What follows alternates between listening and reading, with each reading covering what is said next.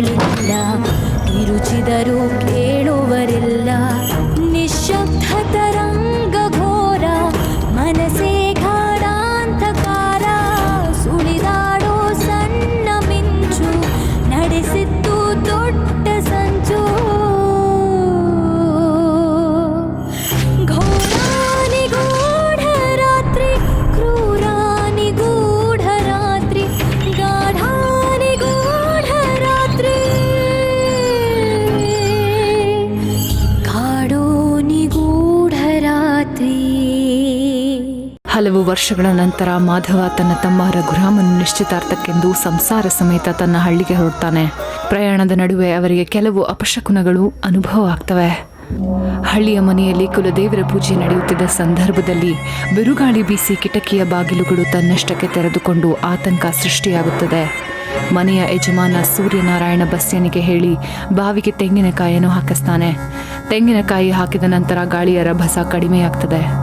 ಮದುವೆ ಹೆಣ್ಣು ದೇವಿಕಾ ದೃಷ್ಟಿ ತೆಗೆಸಿಕೊಳ್ಳದೆ ಮನೆಯ ಒಳಗೆ ಬಂದಿದ್ದಕ್ಕೆ ಕೋಪಗೊಳ್ಳುವ ಸೂರ್ಯನಾರಾಯಣ ದೇವಿಕಾಳಿಗೂ ತೆಂಗಿನಕಾಯಿಯಿಂದ ದೃಷ್ಟಿ ನಿವಾಳಿಸಲು ಹೇಳುತ್ತಾನೆ. ಹಳ್ಳಿ ಕಡೆ ಬರ್ತಿದ್ದ ಮಾಧವನಿಗೆ ಕರೆ ಮಾಡುವ ಶಂಕರ,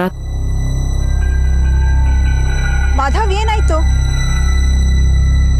ಅಪ್ಪ ಹೋಗ್ಬಿಟ್ಟ. ವಾಟ್? ಸರಿಯಾಗಿ ಕೇಳಿಸ್ಕೊಂಡ್ರಾ? ನಿಮ್ ತಾತನ ನಿಮ್ಮಪ್ಪನ? ನಮ್ಮ ಅಪ್ಪ ಹೋಗ್ಬಿಟ್ರು.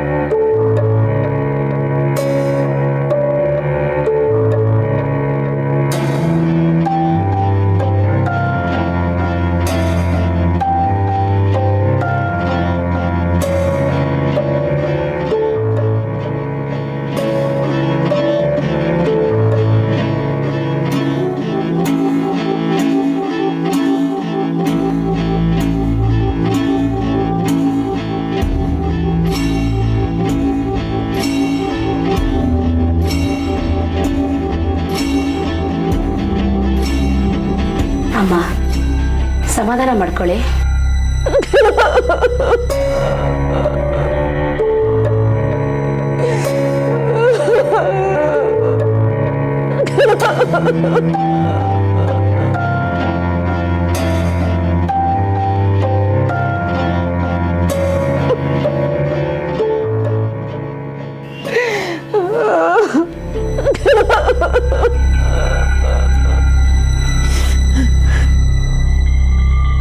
ಚಿಕ್ಕವನ್ ಮದುವೆ ಅಂತ ಖುಷಿಯಾಗಿದ್ರು.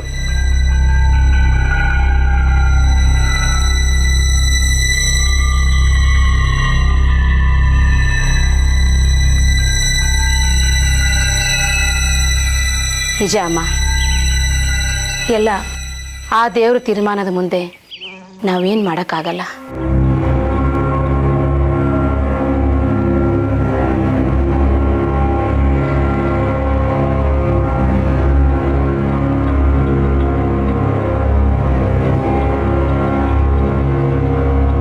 ಸರಿ, ನಾವಿನ್ನು ಹೊರಡ್ತೀವಿ.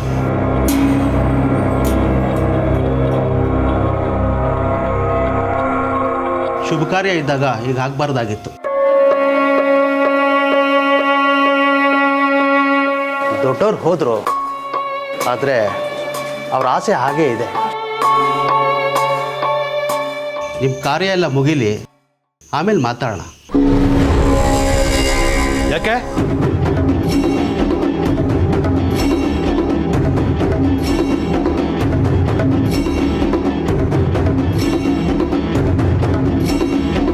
ನಮಗೆ ನಿಮ್ಮ ಸಂಬಂಧ ಬೇಡ.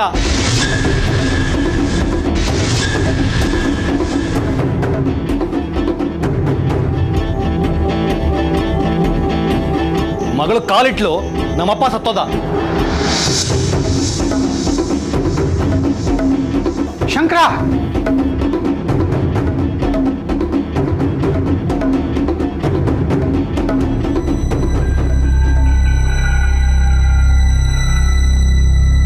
ನೋಡಿ, ನಮ್ಮ ತಂದೆಯವರು ಹೋಗಿದ್ದು ನಮಗೆಲ್ಲ ಸಿಡಿಲ್ ಬಡ್ದ ಹಾಗಾಗಿದೆ.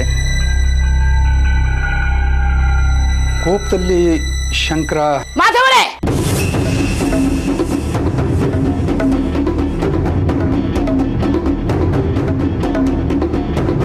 ನೋಡಿ, ಹುಡುಗಿ ಮನೆಯವ್ರ ಹತ್ರ ತಾಳ್ಮೆ ಎಂದಿದ್ದೀವಿ.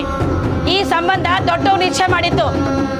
ಮದುವೆ ನಿಂತು ನನ್ನ ಮಗಳು ಮನೆಯಲ್ಲಿ ಕೂತ್ರೆ ನಮ್ಮ ಹೊಟ್ಟೆ ಉರಿ ಶಾಪ ನಿಮ್ಮನ್ನು ಸುಮ್ಮನೆ ಬಿಡಲ್ಲ.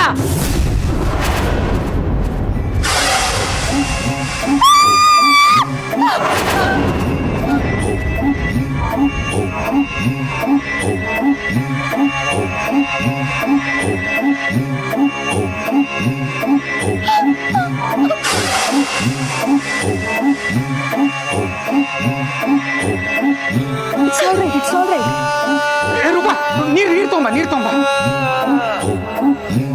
ಹೆದರ್ಕೋಬಿಡಮ್ಮ, ಏನಾಗಲ್ಲ. ಬಸ, ಆ ಕುಂಬಳಕಾಯಿ ತೆಗಿಯೋ.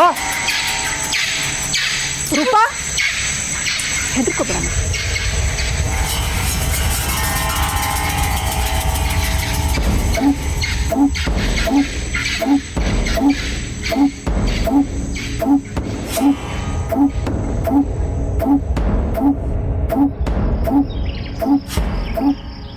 ರೀ, ಬನ್ನಿ ಹೋಗೋಣ, ನಡಿ ಹೋಗೋಣ.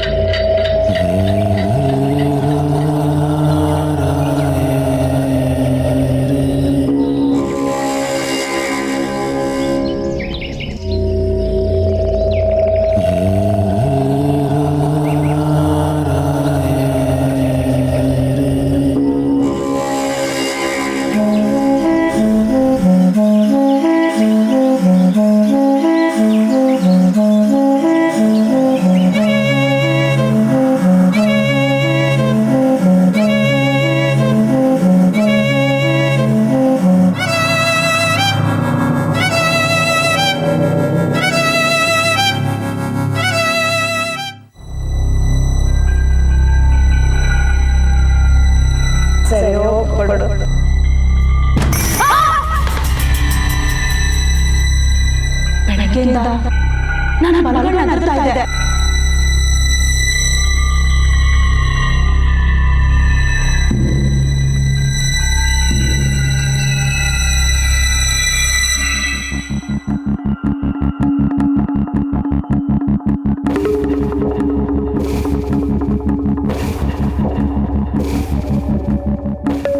ಏನ್ ನಡೀತಾ ಇದೆ ಈ ಮನೇಲಿ? ಅಲ್ಲಿ ಅಪ್ಪ ಸತ್ತು ಇನ್ನೂ ಚಿತೆ ಆರಿಲ್ಲ, ಇಲ್ಲಿ ಮನುಷ್ಯ ಮದುವೆ ವಿಷಯ ಮಾತಾಡ್ತಾ ಇದ್ದಾನೆ.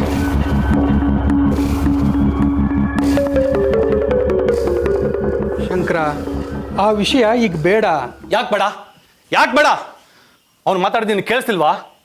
ಅವನಿಗೆ ಅವನ ಮಗಳ ಚಿಂತೆ ಅಷ್ಟೇ, ನಮ್ಮ ಚಿಂತೆ ಇಲ್ಲ.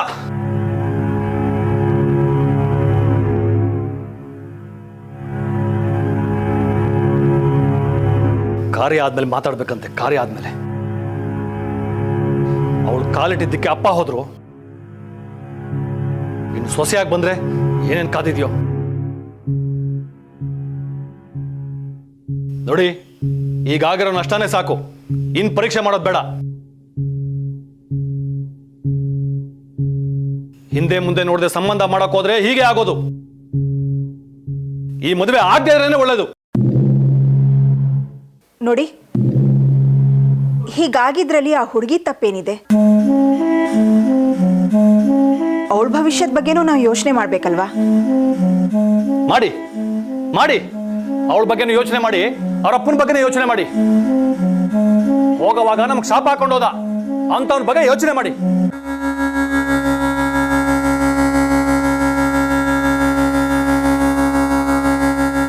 ಶಂಕರ, ಕೋಪದಲ್ಲಿ ಯಾವ ನಿರ್ಧಾರನೂ ತಗೋಬೇಡ. ಬಾವಾ, ಅವ್ರು ಹೇಳಿದ್ರಲ್ಲಿ ತಪ್ಪೇನಿದೆ? ಇರೋದ್ ತಾನೇ ಹೇಳಿದ್ರು.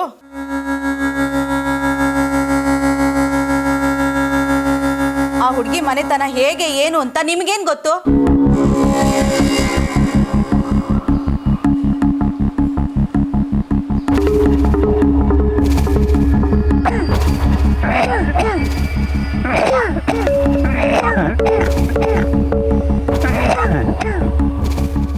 ಅಮ್ಮ, ನೀವು ಹೇಳಿ, ನಿಮ್ಮ ಮಾತು ಮುಖ್ಯ. ಇಲ್ಲಿ ನನ್ನ ಮಾತಿಗೆ ಬೆಲೆ ಇಲ್ಲ. ಓಹ್, ಲಾಯರ್ ಸಾಹೇಬ್ರು ಬಂದರು.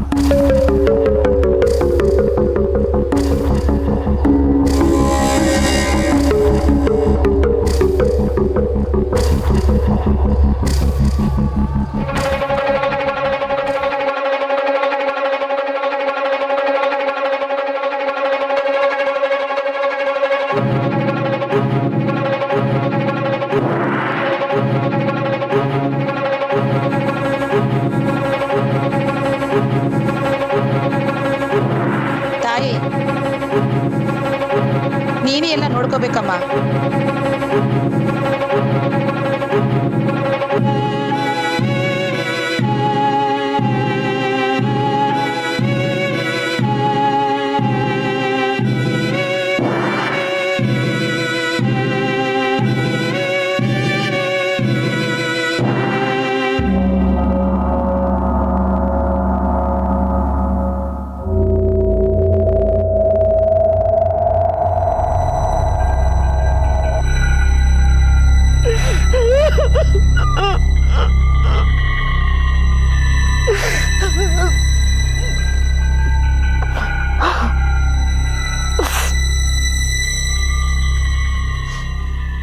ನೋಡಿದ್ರ ಹೇಗೆ ಹೋಗ್ಬಿಟ್ರು.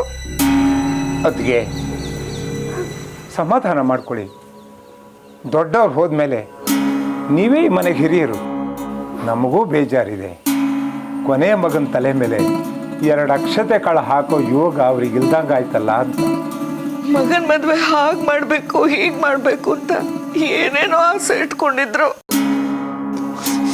ಪಾಪ ಅವ್ರಿಗೆ ಹೀಗಾಗೋಯ್ತು.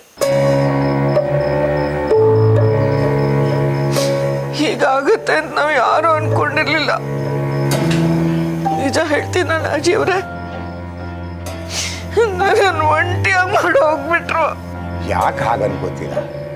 ಮಕ್ಕಳಿದ್ದಾರೆ, ಸೊಸೆಯಂದ್ರಿದ್ದಾರೆ, ಮೊಮ್ಮಕ್ಕಳು ಇದ್ದಾರೆ. ಮೇಲಾಗಿ ಎಲ್ಲರೂ ಬುದ್ಧಿವಂತರು. ಸಮಸ್ಯೆ ಏನಾದರೂ ಬಂದರೆ ನಾನು ಇದೀನಲ್ಲ.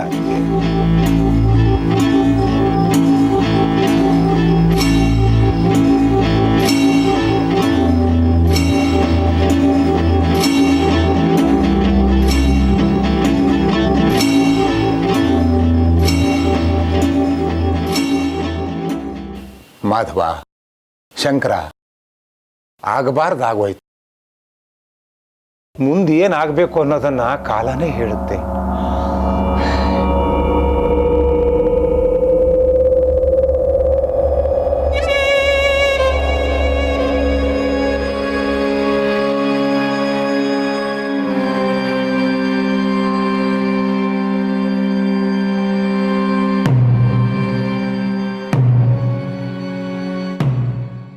ಏನು ಫೈಲ್ ಅದು? ಹೇಳ್ತೀನಿ, ಎಲ್ಲರ ಮುಂದೇನೂ ಹೇಳ್ತೀನಿ. ಎಲ್ಲರೂ ಇದೀವಲ್ಲ. ರಘುರಾಮ ಎಲ್ಲಿ? ಅವನು ಬೀಗರನ್ನ ಬಿಡೋಕೆ ಹೋಗಿದ್ದಾನೆ. ಯಾಕೆ ಹೋದ್ನೋ? ಬರ್ತಾನೆ ಬಿಡು. ಅಲ್ಲಿವರೆಗೂ ನಾವು ಕಾಯ್ಬೇಕಾ? ನೀವು ಓದಿ ಅಣ್ಣಾಜಿ. ಇಲ್ಲಪ್ಪ ಶಂಕರ, ಎಲ್ಲರ ಮುಂದೆನೇ ನಾನು ಹೇಳಬೇಕು. ದೊಡ್ಡವ್ರ ಆಸೆನೂ ಅದೇ ಆಗಿತ್ತು. ಯಾರನ್ನಾದರೂ ಕಳಿಸಿ ರಘುರಾಮನ ಬೇಗ ಕರೆಸಿ. ನಾನು ಹೋಗ್ತೀನಿ. ಇರು, ನಾನೇ ಕರಿತೀನಿ. ಪಾಂಡು ಪಾಂಡು ಪಾಂಡು ಶಂಕರಣ್ಣ ಇಲ್ಲಿದ್ದೀವಿ. ಏಯ್ ಬರಲಿ ಅಣ್ಣ ಬಂದ.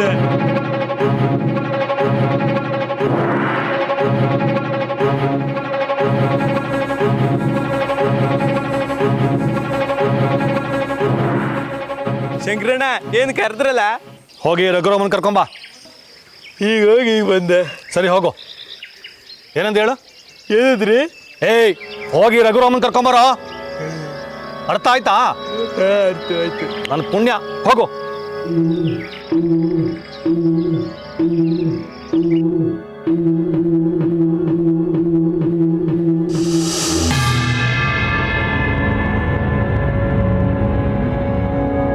ಪಾಂಡು ಹೋಗಿದ್ದಾನೆ.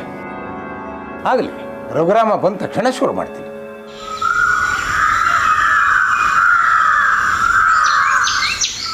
ಪಾಂಡು ಈ ಕಟ್ಟಿಗೆ ಹೊತ್ಕೋ.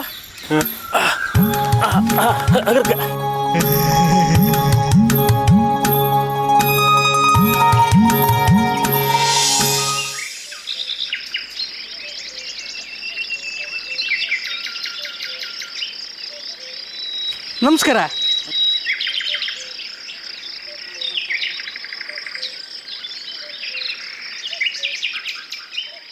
ಒಳ್ಳೆ ಕೆಲಸ ನಡಿಬೇಕಾದ್ರೆ ಈಗ ಆಗಬಾರ್ದಾಗಿತ್ತು. ದೊಡ್ಡವ್ರ ಮನೆ ಸಂಬಂಧ ಎಲ್ಲದಕ್ಕೂ ಕೇಳ್ಕೊಂಡು ಬಂದಿರಬೇಕು. ದೊಡ್ಡವರು ಹೋಗೋರು ಹೋದರು, ಆದರೆ ಜನ ಏನಂತಾರೆ? ನಿಶ್ಚಿತಾರ್ಥದ ದಿನನೇ ಮಾವ ಸತ್ತೋದ್ರು ಅಂತಾರೆ.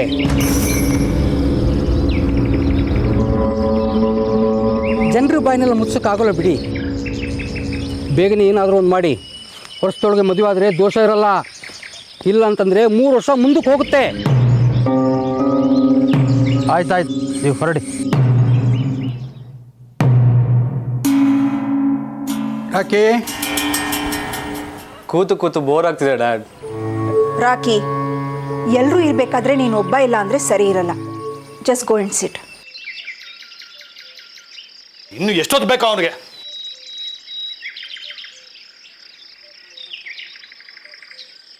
ಪಾಂಡು ಹೋಗಿದ್ದಾನಲ್ಲ, ಬರ್ತಾನಿರು. ಅಮ್ಮ, ನಾನು ಕೊಡ್ತೀನಿ.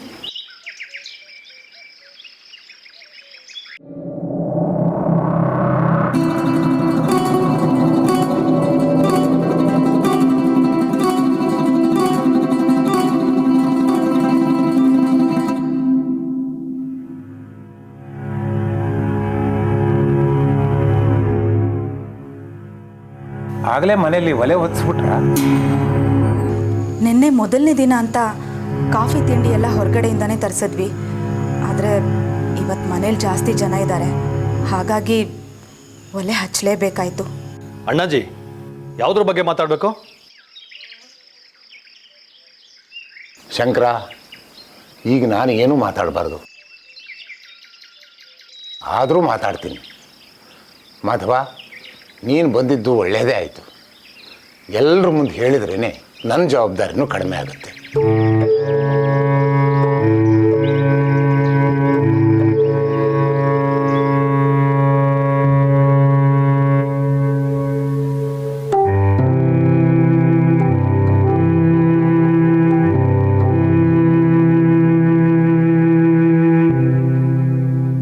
ಈ ನಿಶ್ಚಿತಾರ್ಥ ಅಂತೂ ಮುರಿದು ಆದ್ರೆ ಈ ಸಂಬಂಧ ದೊಡ್ಡವ್ರು ನೋಡಿದ್ದು. ಹಾಗಂತ ನಾನು ನಿಮ್ಮನೆಯವ್ರ ಬಗ್ಗೆ ಏನೂ ಹೇಳ್ತಾ ಇಲ್ಲ. ನೀವೇ ನಿರ್ಧಾರ ಮಾಡಿ. ನೀವು ನಿಮ್ಮ ಮನೆಯವ್ರ ಮಾತು ಕೇಳ್ತೀರಾ ಅಥವಾ ನಿಮ್ಮ ಮನಸ್ಸಿನ ಮಾತು ಕೇಳ್ತೀರಾ?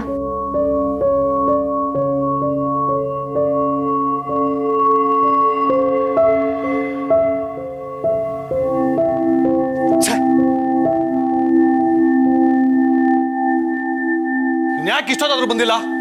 ಪಾಂಡು ಪಾಂಡು ಪಾಂಡು ಏಯ್ ಎಲ್ಲೋ ರಘುರಾಮ? ನಂಗೇನು ಗೊತ್ತಾ? ಏಯ್ ನಿನಗೆ ಹೇಳಿದ್ನಲ್ಲ ಕರ್ಕೊಂಬ ಅಂತ. ಯಾವಾಗ? ಏಯ್ ನಿನಗೆ ಹೇಳಿದ್ನಲ್ಲ, ಎಲ್ಲ ಮರ್ತೋಗ್ತಾನೆ.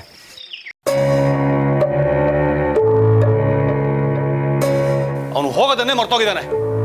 ರೂಪಾ, ಒಂದು ಫೋನ್ ಮಾಡಮ್ಮ ಅವನಿಗೆ. ಹಾ, ಮಾಡ್ತೀನಿ.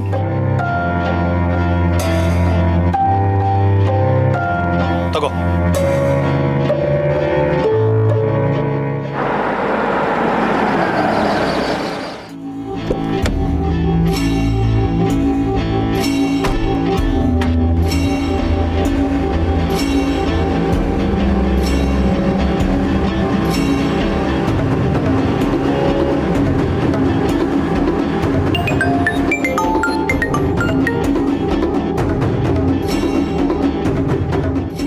ರಘು, ಬೇಗ ಮನೆಗೆ ಬರ್ಬೇಕಂತೆ. ಮುಖ್ಯವಾದ ವಿಷಯ ಮಾತಾಡಬೇಕು. ನಾನು ಮುಖ್ಯವಾದ ವಿಷಯನೇ ಮಾತಾಡಬೇಕು. ದೇವಿಕ ಅವ್ರ ಅಪ್ಪ ಅಮ್ಮನ ಹತ್ರ ಹೇಗೆ ಮಾತಾಡೋದು ಅಂತ ನೋಡಿದೆ ತಾನೆ? ಅಯ್ಯೋ, ಅದನ್ನೆಲ್ಲ ಆಮೇಲೆ ಮಾತಾಡೋಣಪ್ಪ. ಮೊದಲು ನೀನು ಬಾ. ಮನೆಗೆ ಲಾಯರ್ ಅಂಕಲ್ ಬಂದಿದ್ದಾರೆ. ಅವ್ರು ಯಾಕೆ ಬಂದ್ರೀಗ? ಎಲ್ರ ಮುಂದೆ ಏನೋ ಹೇಳ್ಬೇಕಂತೆ.